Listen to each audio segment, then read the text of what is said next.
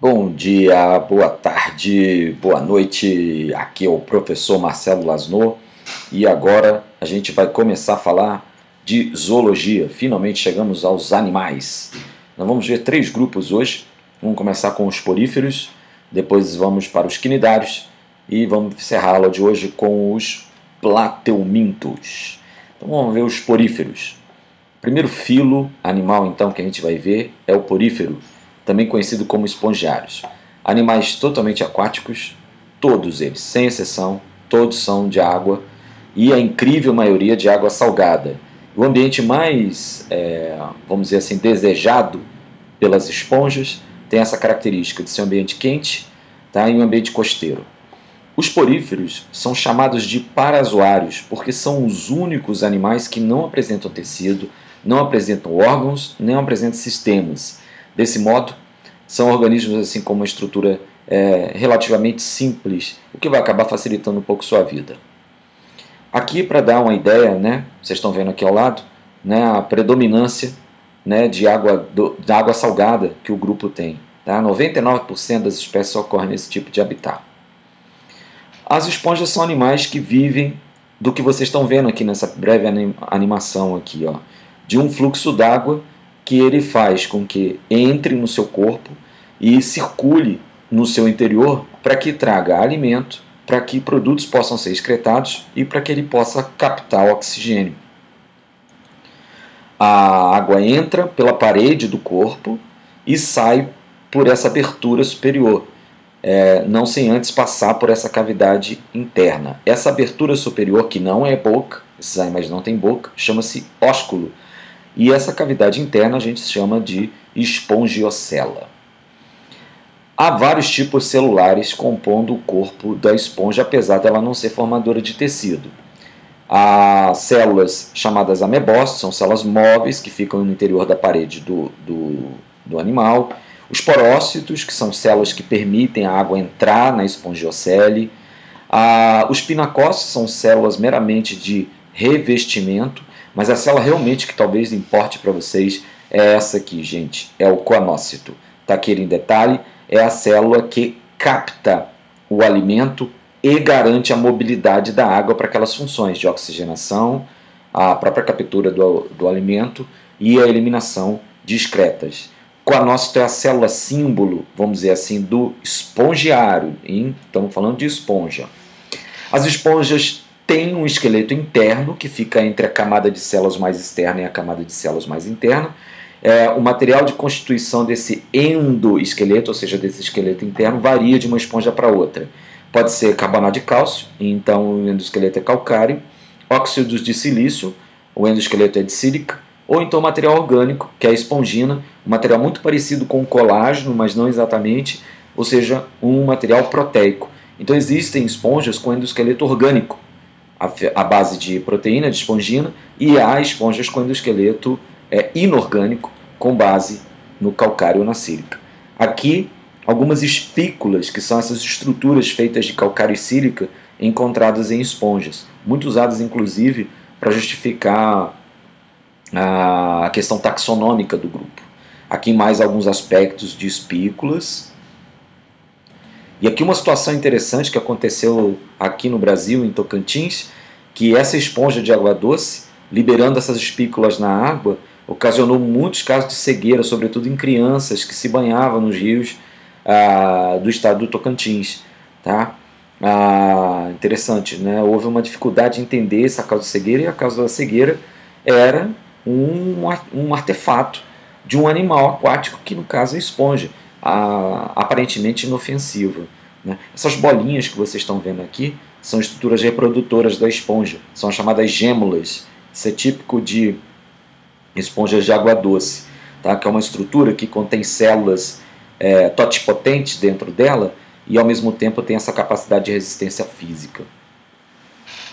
As esponjas têm vários arranjos corporais, desde arranjos bem simples, como esse primeiro aqui, a chamada ascon, quanto a arranjos mais intermediários, chamados sicon, e arranjos bem complexos, como o leuco, que foi o caso daquela animação, onde os coanócitos ficam em câmaras intermediárias na parede. Você vê que aqui são na forma mais simples, o asco, a entrada d'água se dá por um poro simples. E exatamente admitindo essa complexidade é que os arranjos vão mudando.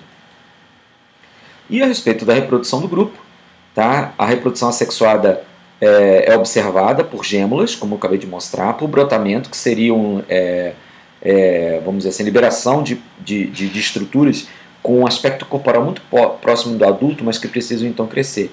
E as esponjas têm uma capacidade de regeneração muito grande, então quando elas são partidas, cada parte costuma reconstituir um organismo. Quanto à reprodução sexuada, o grupo é muito variado, né?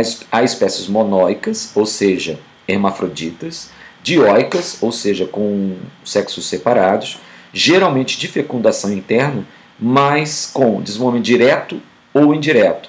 Lembrando que a diferença entre essas coisas é o desenvolvimento indireto é aquele que envolve a presença de uma larva. Essa anfiblástula é uma larva de esponja. E desenvolvimento direto é aquele que acontece sem a larva. O próximo grupo, está aqui representado pela água-viva, são os quinidários. Grupo integralmente aquático e já não é mais parazoário, tá vendo?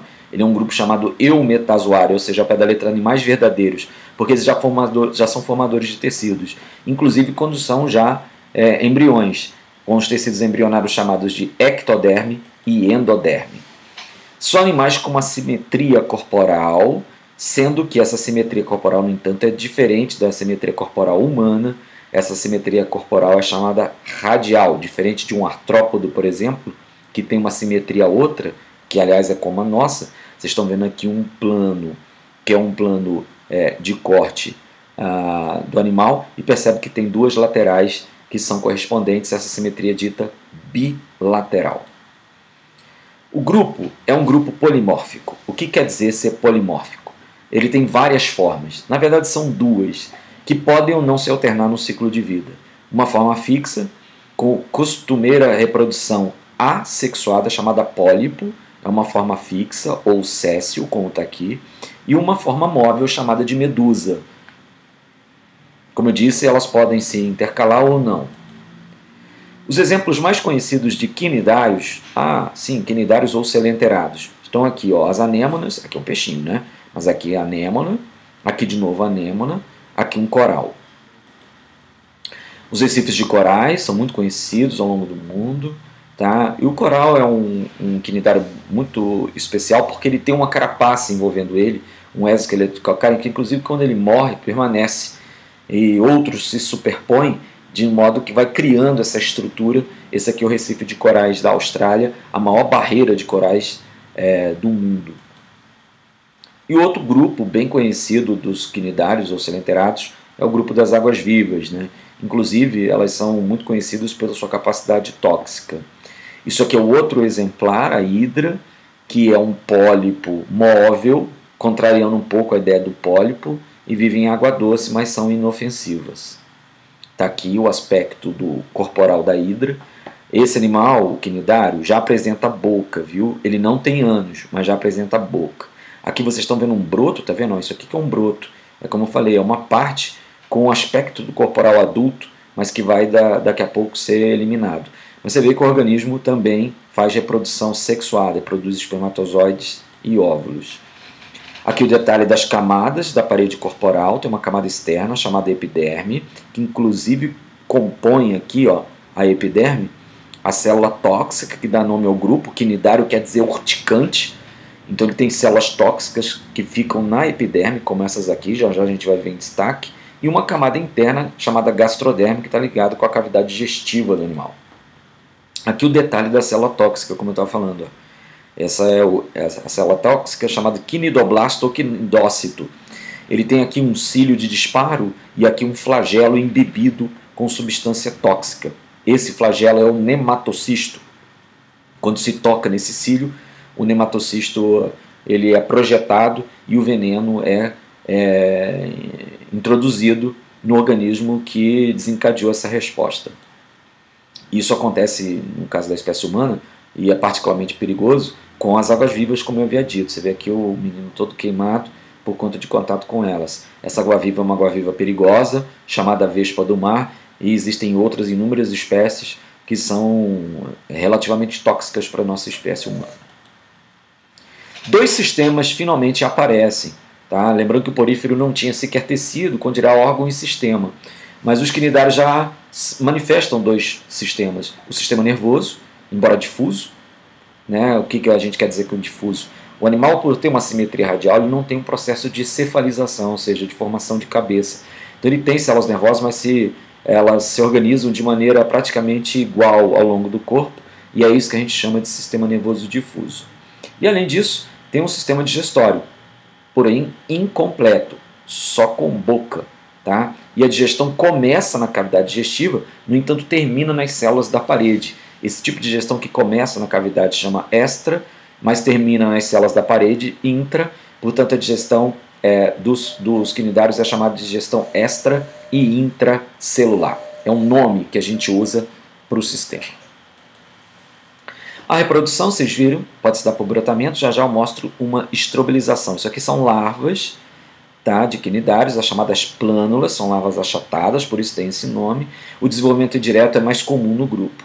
De novo, as espécies podem ser monóicas ou dióicas. Não sei se vocês perceberam, a hidra, por exemplo, estava lá com espermatozoide e óvulo. Por quê? Porque ela é monóica. Ela tem os dois sexos ao mesmo tempo. Dioico tem sexos separados. E a fecundação pode ser tanto externa quanto interna. Aqui o detalhe de ciclos de vida com alternância de gerações, uma coisa excepcional para animais, muito comum em fungo, muito comum em alga, muito comum em planta, mas absolutamente raro em animais. Mas acontece nos quinidários. Essa aqui é a água-viva aurélia, né, uma água-viva meio rosada, que ocorre aqui no litoral brasileiro. Você vê que ela tem uma parte de reprodução sexuada, que envolve aqui a liberação de gametas. No entanto, ela faz estrobilização, tá vendo? Essa liberação de éferas são como se fossem anéis imaturos, mas que desenvolvem em águas vivas. Essa parte é a reprodução assexuada. A obelia também tem essa estratégia, né, de alternância de gerações para a reprodução. A fecundação se dá no grupo, mas eles também fazem brotamentos, tá? De modo que fica alternando também essas duas formas de reprodução. Meus amigos, e o último grupo de hoje é o grupo dos plateumintos. É um grupo muito interessante, até porque tem importância patogênica. Isso aqui é a planária, é o representante típico de um grupo que é constituído por vermes achatados, que apresentam, diferente do quinidário e da esponja, uma simetria bilateral, já com o processo de cefalização, e já apresentam um embrião com 3 tecidos embrionários, ectoderme, mesoderme e endoderme. Alguns autores chamam os plateumintos de protostômios, seria um primeiro grupo protostômio, que quer dizer o pé da letra, a boca primeiro. No entanto, há muita dúvida sobre isso, porque outros colocam que há uma condição anterior de você julgar protostomia, que seria a condição do animal ter celoma, coisa que não acontece com o plateuminto. Bom, está aqui um corte transversal feito numa planária, e aqui você observa a cavidade digestiva e percebe que o animal não tem outra cavidade, por isso o animal é dito acelomado. O animal tem um sistema excretor muito característico, baseado em células que se arranjam ao longo do corpo, as chamadas células flama, que são células que coletam, né, um fluxo de excreção dos tecidos e acaba eliminando esses excretas para dentro de canais. Canais esses que vão ter abertura externa, ocasionando a excreção. Células flama é o título da estrutura que faz excreção nos plateumintos. Aqui, detalhe então desse sistema excretor e o detalhe do sistema nervoso. O sistema nervoso não é mais difuso, tá? Ele é um sistema nervoso com alguma centralização. A gente chama esse sistema nervoso de ganglionar. Você vê que existe uma certa aglomeração de neurônios na região cefálica do verme. Sistema ganglionar. Aqui mais um detalhe, né? São os cordões de células nervosas do sistema ganglionar da planária. E aqui os canais com as células flama, portanto, isso é o constituinte do sistema excretor. Então vamos lá, o animal tem sistema digestório, incompleto, como no grupo anterior, com a cavidade gastrovascular. Um sistema excretor, com base nas células flama, partindo do pressuposto muito simples, que é ainda da difusão. Não tem um sistema respiratório, então a respiração se dá pela superfície do corpo, cutânea. Mesênquima, o que quer dizer o mesênquima? O mesênquima seria, deixa eu voltar aqui para vocês verem o mesênquima nesse corte aqui, Aqui, o mesênquima corresponde a essas células aqui, São células tronco, viu, gente? Portanto, A planária, né, os plateumintos, têm uma capacidade muito grande de regeneração em função disso. E o sistema nervoso, como eu disse, ganglionar, com uma organização de 2 cordões ventrais, ou seja, que ocorre pela parte de baixo do animal. Bom, quanto à taxonomia, temos 3 classes. Plateuminto primeira classe turbelária, é a classe das planárias, são animais que não ocasionam doença na espécie humana e podem ser encontrados em água doce e alguns em água salgada. A segunda classe, sim, é uma classe de importância clínica, que é a chamada classe trematoda ou tremátoda. Aqui vocês estão vendo um parasita de brânquias de peixes, os girodáctilos, mas o tremátoda mais famoso são os esquistossomos, ou esquistossomos. Aqui no Brasil a gente tem uma espécie chamada Esquistossoma mansoni que ataca o fígado humano. Tá? Existem outros esquistossomas pelo mundo que atacam a bexiga, como um que existe na Ásia, e outro esquistossoma que ataca o intestino, que ocorre na África. Nós ficamos com um esquistossoma pior, que é o que ataca o fígado. É um animal dioico, tá vendo? Isso aqui é a fêmea, isso aqui é o macho, então as espécies são separadas, e aqui o detalhe dos dois, ó, esse é o macho e aqui é a fêmea. A fêmea é um pouco maior, o tamanho real desses vermes, tá? O adulto, o macho é em torno de 1 centímetro e a fêmea em torno de 1,5 cm. De novo, o detalhe do macho, tá vendo? Ele tem uma ventosa que ele usa para se anexar nas veias que ligam o intestino ao fígado humano. Bom, a doença causada por eles é conhecida como esquistossomose. O sujeito pega essa doença por larvas que penetram na pele, larvas essas aquáticas. O sintoma típico é uma coceira local, e na fase aguda ainda pode haver diarreia e vômito. Numa fase mais mórbida, pode acontecer, e potencialmente fatal, pode acontecer um inchaço hepático e esplênico, ou seja, do baço, tá? Além de cirrose e ascite, que constitui um acúmulo de água no abdômen, por isso a esquistossomose também é chamada de barriga d'água. As 2 formas profiláticas mais utilizadas e devem ser utilizadas é controlar o caramujo e as cercárias e também fazer saneamento básico, uma vez que o dispersor da doença é o homem doente pelas suas fezes. Então, quando o homem defeca, ele libera ovos do esquistossoma na água. Esses ovos eclodem e liberam uma primeira larva chamada miracídio. Essa larvinha ela tem até 2 dias de vida e ela procura um hospedeiro intermediário, um caramujo específico, para dentro dele se alojar.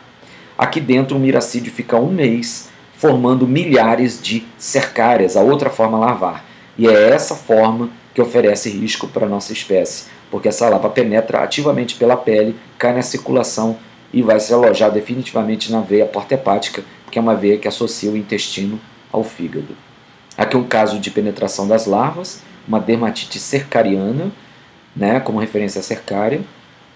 Esse é o hospedeiro intermediário, né, o caramujo da esquistossomose, pertence ao gênero Bionfalaria e à família Planorbídeo. Aqui a cercária em detalhe e aqui um portador da doença, você vê com o abdômen dilatado, característico da fase que envolveu, como eu disse, a inflamação do fígado e a inflamação do baço, a chamada hepatomegalia. Brasil se divide em áreas com maior ou menor problema, quanto mais escuro aqui o problema é maior, né? Você vê que então a região nordeste de Minas Gerais são as áreas mais suscetíveis à doença que deveria estar controlada, porque há modos razoáveis de serem controlados, especialmente, como eu disse, com saneamento básico e com controle das populações, tanto do verme quanto do seu hospedeiro. E para fechar, a última classe também tem importância clínica, a classe cestoda ou cestoda, composta pelas tênias ou solitárias. Nós temos 2 aqui no Brasil, a tênia solium, que usa como hospedeiro intermediário o porco, e a tênia ceaginata, que é um pouquinho maior, que é a tênia que usa como hospedeiro intermediário o boi. Aqui um detalhe da tênia, ela tem um corpo dividido em pequenos anéis, está vendo? As chamadas proglótides, e essas proglótides são hermafroditas, por isso o verme é solitário e consegue reproduzir, né? Ele tem os 2 sexos ao mesmo tempo. Produzem muitos ovos aqui dentro, viu? Essas tênias causam uma doença conhecida como teníase, a tênia saginata e a tênia sólio. O contágio só se dá por ingestão de carne contaminada com o cisticerco, que é a larva da tênia, independente se é a saginata ou a sólio. A pessoa contrai a doença e desenvolve sintomas como diarreia, insônia e emagrecimento. Profilaxia, fiscalização das carnes e não ingerir carne mal passada. Tem um detalhe positivo nesse caso, né? É que se a carne for bem assada ou frita, né, o cisticerco não suporta essa temperatura e acaba morrendo. Aqui o ciclo então da teníase, você vê que o corpo, o porco ou o boi, esse caso aqui é Taenia saginata, ou boi, né, mas isso vale para o porco também, ele se alimenta de ovos que saem nas fezes humanas e desenvolve cisticerco, que são as larvas na sua carne, na sua musculatura, que então é ingerido e fecha o ciclo, né, pela espécie humana. Olha só a quantidade de larvas de cisticercos presentes aqui na musculatura da língua do boi. Também outra musculatura que é muito comum de se alojar, né, os cisticercos, é o masseter, que é a musculatura da mordida. Tá? O povo na roça chama, né, esses vermes, os cisticercos, de canjiquinhas. Aqui o detalhe do cisticerco, ele chega quase a 1 centímetro. E aqui você está vendo um cisticerco já evertido, ou seja, o scolex, que é a cabeça da tênia, já está posta para fora, mostrando que já houve aqui uma condição de desenvolvimento do cisticerco. Bom, não sei se todo mundo ouviu, mas a tênia do porco tem uma fama de ser mais perigosa que a tênia do boi. E eu vou explicar por quê. Porque a tênia do porco pode ocasionar uma segunda doença chamada de cisticercose. Nessa situação, o homem ingere o ovo da tênia sólio. E aí o homem acaba se comportando como hospedeiro intermediário porque aloja o cisticerco em algum órgão seu. E fica particularmente preocupante quando esse alojamento se dá, especialmente no sistema nervoso, causando o que a gente chama de neurocisticercose, que pode ser potencialmente fatal e é uma doença sensivelmente mais perigosa do que a teníase. Tá? O prognóstico de cura é variável. Aqui vocês estão vendo uma tomografia mostrando um resultado, vamos colocar assim, de análise, mostrando alguns cisticecos alojados aqui no encéfalo humano. Então não se esqueçam, hein? A tênia sólio pode provocar 2 doenças na espécie humana. Se o homem ingerir o ovo, a doença a ser desenvolvida é a cisticercose, essa que eu acabei de falar para vocês. Se ingerir a larva, isso acontece na carne do porco, então a doença a ser desenvolvida é a teníase. Pois é, meus amigos, assim eu vou.